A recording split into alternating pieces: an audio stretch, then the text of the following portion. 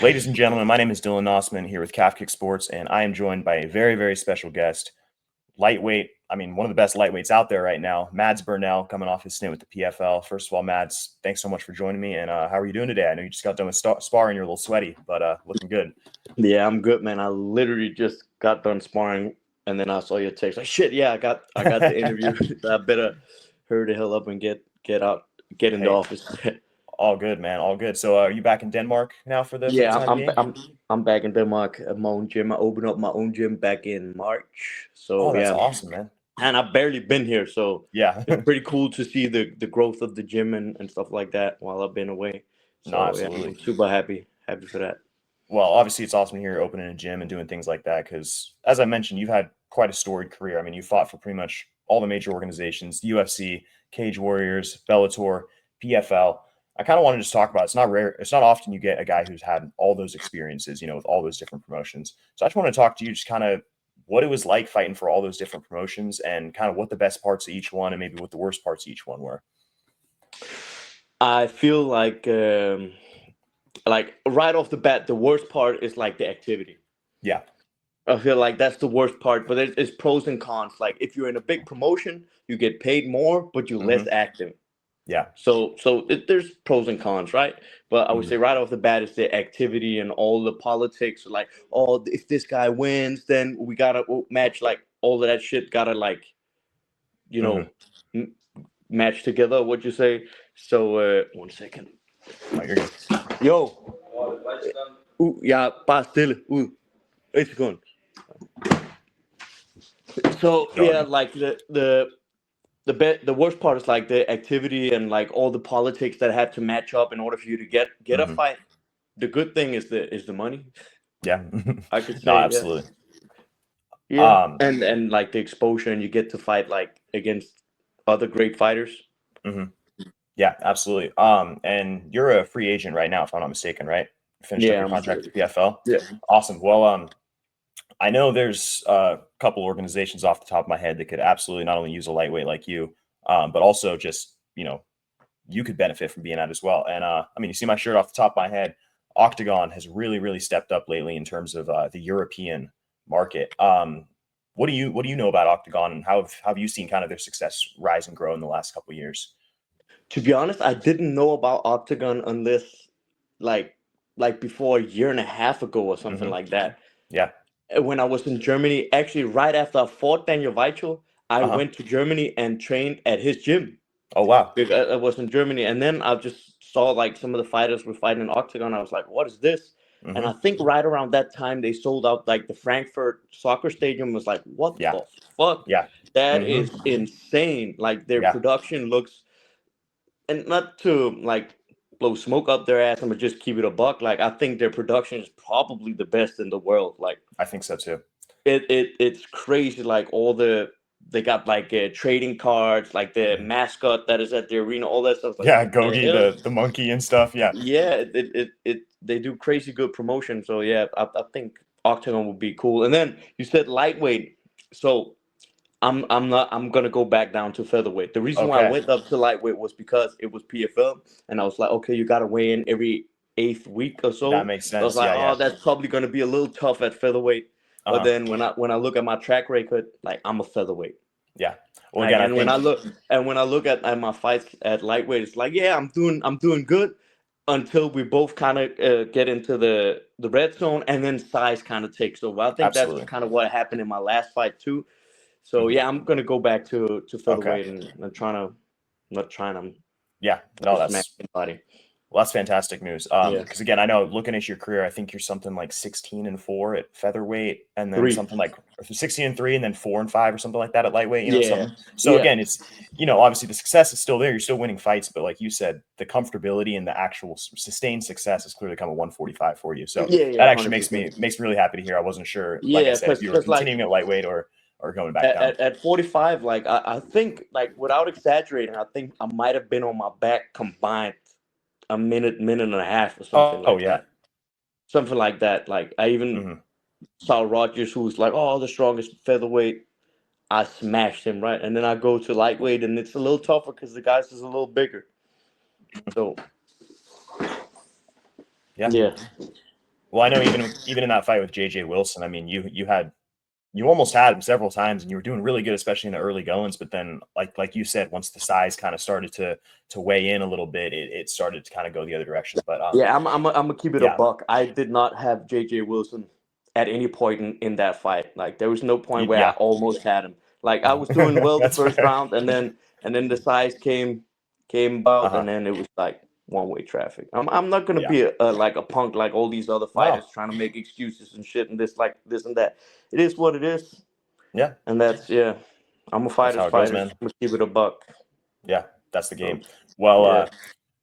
obviously the great thing about Octagon too is both obviously thinking 145, both the 155 and 145 belts are vacant right now. Obviously, we were supposed to have a massive fight this upcoming weekend with Max Holzer and UFC veteran Khalid Taha, but that kind of fell through.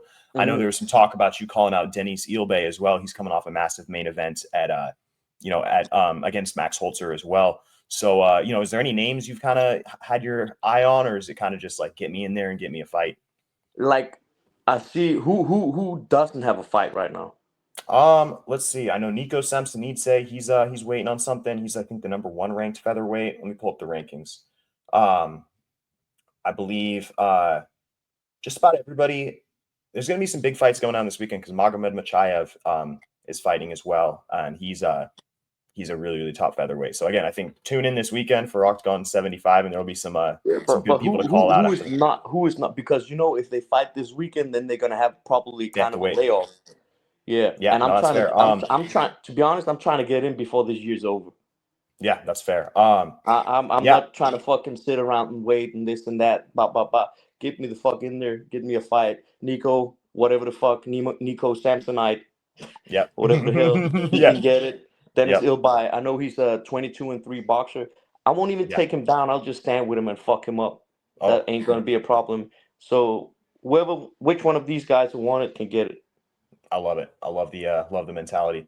So obviously the other kind of major organization that I'd say a lot of fighters have the dream of fighting in Japan, and obviously RIZIN is kind of when I look at MMA, I believe in the gladiator, the big arenas, the crazy fans, giving the fighters the platform they deserve. And obviously, at the top of my head, the two promotions that do that are Octagon and RIZIN. So has RIZIN ever, been on your radar as well? Because I know they got some good, ton of good 145ers over there, obviously, and it's quite the scene.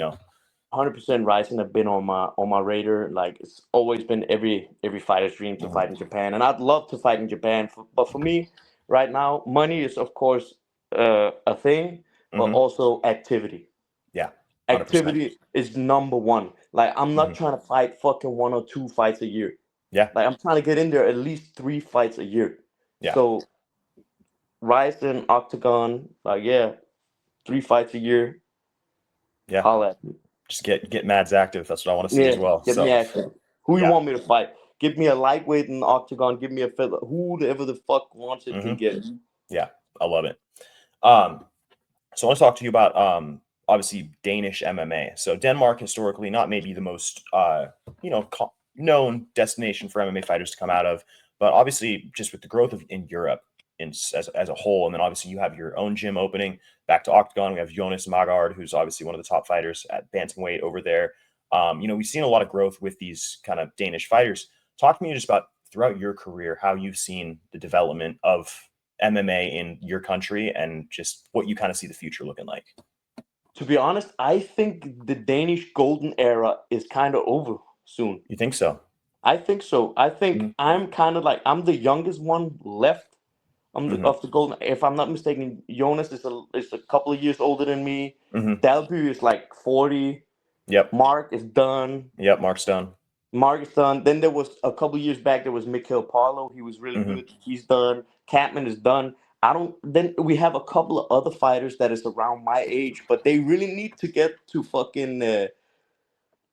to the big promotion. Like we got a Yeah. dude named Janus Olsen, who's like one Mm-hmm. of my training partners. He's like 5-1 welterweight. He's really good. And then we got this heavyweight Casper Hansen. He's like 28. This dude, I think he can go far. He's 28 and he's about to turn pro. He fought on Mark's show, the Dominance show, Mm-hmm. as amateur. I think he can go very far. But after that, Okay. I don't see anybody Mm-hmm. making any Yeah. waves, to be honest. I'm keep 100. That's fair.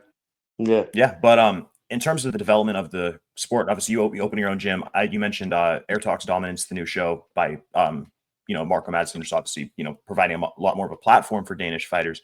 Do you see some pathways of growth though, within the next 5-10 years with efforts like you and Mark doing things in the country? Mark is definitely doing a huge thing for the growth and for the Yeah. fighters and giving them a platform. There's also MMA Gala who's doing Hmm. great. I don't know if like me making a gym is like for the growth of the sport. It's like, of course, it's a place I can train myself, and I want like, how do you call it, a free space where everybody can come train. Like I Yeah. don't give a fuck if these gyms, you got a guy over here training at a gym who want to trade with another guy from a gym that don't like each other. They can come and train in my gym. My Yeah. gym is like a politic free, no bullshit gym, right? Hmm. So I think maybe that's the development, but like, of course I'm gonna coach and shit, but I don't have Hmm. any aspiration about coaching fighters and shit like that. Okay. Yeah, That's fair. absolutely does nothing for me. Hmm. Yeah.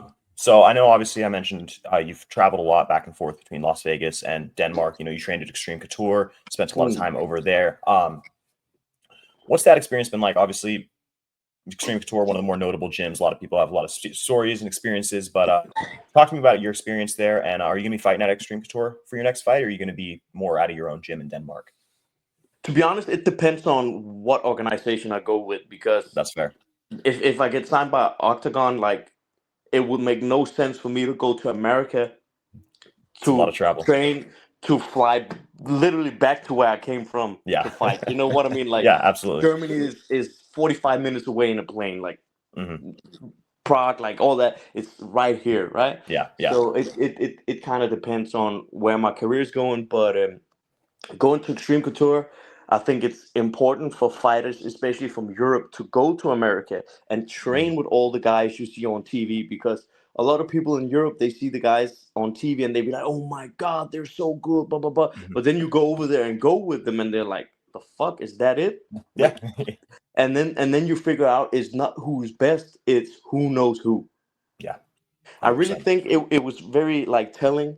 I saw Corey Anderson saying that when he was in Hmm. UFC, he talked to Hunter and Dana, and they were like, "Yeah, you deserve a title shot, but your social media is not good enough, so you Yeah. can't get it." I think that's very telling. It's an unfortunate reality for sure. And Yeah, it sucks because it's more of a circus, man. yeah, And and I then you mean, you got and then see, you got introverted guys. I hate doing social media. I feel like a fucking clown if a day in the life of an MMA fighter. yeah, Why the fuck would you give two shits about what I'm doing during my day? I yeah. shit, piss, and eat like everybody else. Yeah, no, You that's know? that's a very good point. Yeah, it should Yeah. be it should be about the fights and what you do in the cage, and obviously your performances and the merit based. That's what we want, is a merit based sport where it's who deserves Yeah. this, and that's when you see things like, again, I'm sorry, I keep circling back to Octagon, but Martin Buday just got signed by Octagon. He was Yeah. 7-1 in the UFC. That's And cut crazy. for what reason? He was Yeah. beating their prospects, and they got mad and they said, "Sorry, we don't want you to beat our guys anymore." It's like, at what? I mean, it's taking money out of his pocket, because obviously when there's such a monopoly, and the UFC controlling the pay, it's like that's his best opportunity to Yeah. get pay and Yep. notoriety, and they take that away. So it's so, and something else that I see is a lot of, maybe one, two, three managers having so many fighters signed to the UFC, and obviously, like, you look at the Contender Series, and I know a couple weeks ago, there was 8 out of the 10 fighters were signed by 2 different managers. So again, it's all by who and what posturing you can do. So again, it is frustrating to see, kind of like I said, the good fighters get pushed to the side in favor of maybe the guys who are, more apt on social media or willing to, do things for the Put company. themselves out there. Yeah, exactly. But but regardless, I want to talk just real quick about your fighting style. You obviously are a forward pressure. You like to box. You've got some really, really unique grappling as well. I'm a grappler myself, so I love just finding techniques. And I've noticed you've been really hunting for the Japanese necktie in your last few fights. Talk to me about the Japanese necktie and kind of just your grappling style and why that's kind of been a submission you've been hunting for. To be honest, the last fight I did it quite a lot, but the other couple of fights I don't remember going for it. It was like a submission I was really having a lot of success with like a couple of years ago, but then during Yeah. COVID, I started practicing like surfing on people and ground and pounding more. Yeah. And then this fighter's just like, oh, okay, if they like base up when I have them against the cage, just try to go Mhm. for it. And yeah, I was trying to go for it. But it is Yeah. kind of a submission where like people think they're doing the right thing to get up, Yeah. especially when they're on the back, and then boom, you got it. Yep. Well, I got long arms. I'm a skinny guy, so I love all those front choke variations, Darces, Yeah. anacondas, guillotines, all Yeah. that stuff. Yep. This is a little bit more of a regional shout, but there's actually this fight I was there covering for United Fight League, that glove in the back. But Yeah. Hunter Azure versus Vince Morales. Vince Morales was in the UFC for a while, and he hit what he called the Vinchuvian necktie, which is a modified Peruvian necktie where he gets the shin in up against the neck. So he's pulling on one side and then chokes. Dude, look it up. I'll send it to you after this. It's one of the craziest subs I've ever seen. If you ever Damn. mess around with that, you might like that one. Vinchuvian. Yeah, Yeah, yeah, but I like submissions where it's like if you don't get him, you're still on top, or at absolutely. least you're not in a shit position. Hmm. That's why I don't really like arm bars, triangles, Yeah, like you have omoplatas, to go all to your that back. stuff. Yeah, Well, you again, kind of have. one of my favorite fighters is Anthony Hernandez, the middleweight in the Oh UFC. yeah, And again, fluffy. his whole game is built off. I'm going to give you elbows, punches, submissions that allow me to choose when I get back on top if it doesn't work, and like that seated arm triangle he'll hit where he'll sit down to his butt and then just come right back on top. I mean, that's definitely like my favorite style of grappling to watch. Yeah, he's a monster, man. Yeah, it's crazy. Middleweight Marab right there. Yeah, that's Yeah, crazy. yeah. All right. Well, last but not least, obviously I wanted to really, thank you for joining me today and taking the time. Do you have anybody you'd really like to shout out or any, thank yous for helping your career? Like you said, I know you opened the gym recently. Is anybody, Wow. I mean, the list would be so long Yeah. if I had to shout out everybody who helped me, but like Mhm. everybody who helped me know who they are. So thank you for being in my life and helping me to get where I am and being able to live my dream. Yeah. Even that dude, Appreciate- Rush MMA 11? Nah, fuck him. Fuck that guy. Nah. No, we love Dylan. All Yeah. right, Mads. Well, thank you so much for talking with me today. I can't wait to see your next fight, and let's hope you're fighting for Octagon. In my humble Yeah. opinion, can't wait to Yeah. see it, man. Hopefully. Have a good one and thank you for having me. Yes, thank you, brother. Have a good one.